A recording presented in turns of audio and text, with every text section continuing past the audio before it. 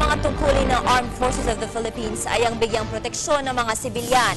Maliban dito ay malaking tulong din ang militar sa katatapos lang na eleksyon at sa iba pang humanitarian needs ng ating mamamayan. Makakapanayan po natin ngayong umaga si Captain Gina Daet, Chief Information Officer ng Philippine Army, Northern Luzon Command, para talakayin ang mga plano ng AFP sa kasalukuyan. Magandang umaga po, Captain Daet. Magandang umaga po sa lahat ng mga nanonood sa programang ito. Magandang umaga po. Yes, Captain, ano po ang inyong assessment regarding the peace and order situation noong nakaraan na eleksyon? Sa area po ng Northern Luzon Command, masasabi po namin na kontrolado po lahat at lahat ng ahensya po ng Armed Forces ay nasa timing po na kukontrol namin yung mga unusual incident at patuloy po na naging successful po ito. Ma'am, if you are to rate yung peace and order sa Northern Luzon, 1 being the lowest and 10 being the highest, ano po ang inyong markang ibibigay?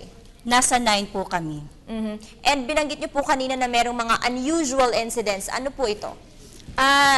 Sa naitala po namin or na-record namin na mga incidents po sa Northern Luzon Command, meron po kaming 24 na incidents na kung saan wala pong involved doon ng mga kasundaluhan at mga kapulisan. Ito po ay directly involved po yung mga civilians na supporters po ng mga kandidato. Ano pong nangyari? Nagkaroon po ba ng election-related violence? Can you please expound on that?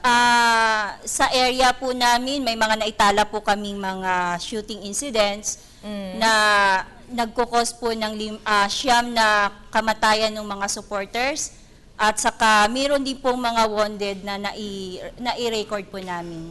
Bali sa election period, ma'am, ilan po yung naitala natin na namatay, nasugatan dahil sa election-related violence? Mayroon po kaming siyam na naitala na namatay, mayroon din pong 24 na mga wounded.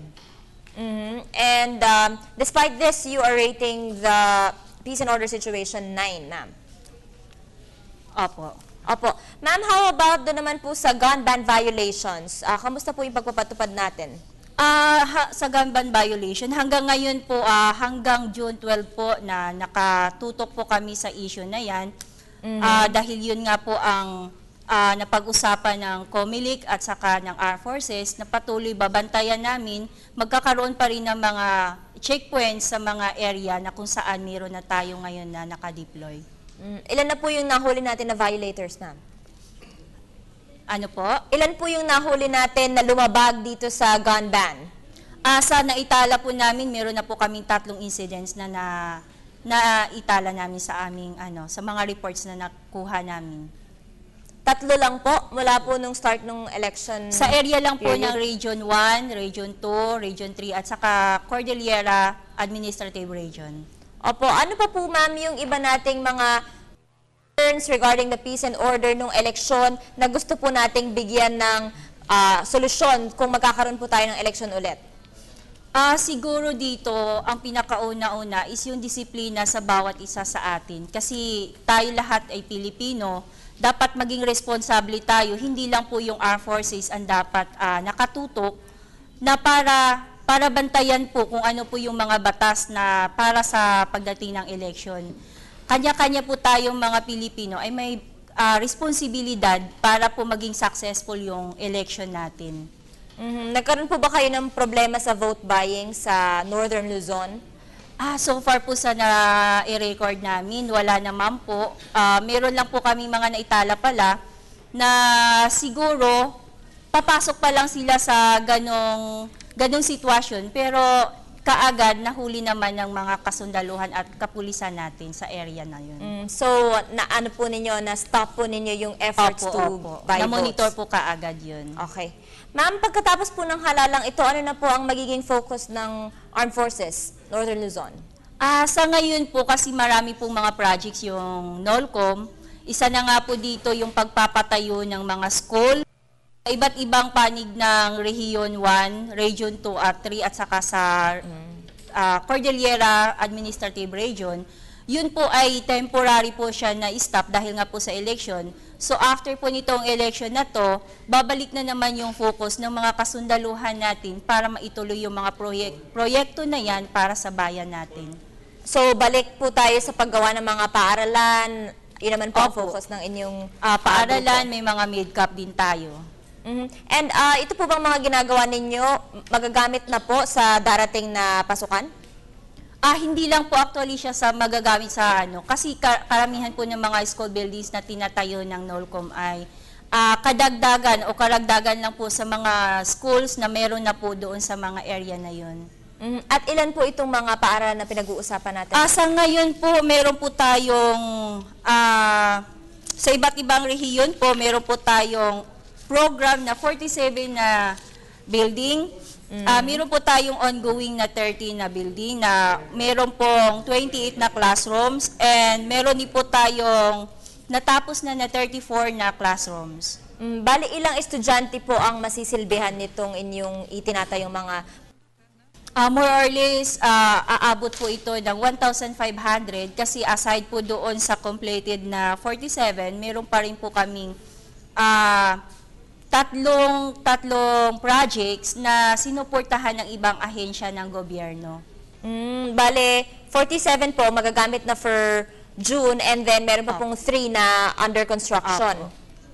Hindi lang po yung ongoing po natin is 13 na classrooms yon. Okay po. Ma'am, pagdating naman po sa mga rebeldeng komunista, naging problema din po ba ito?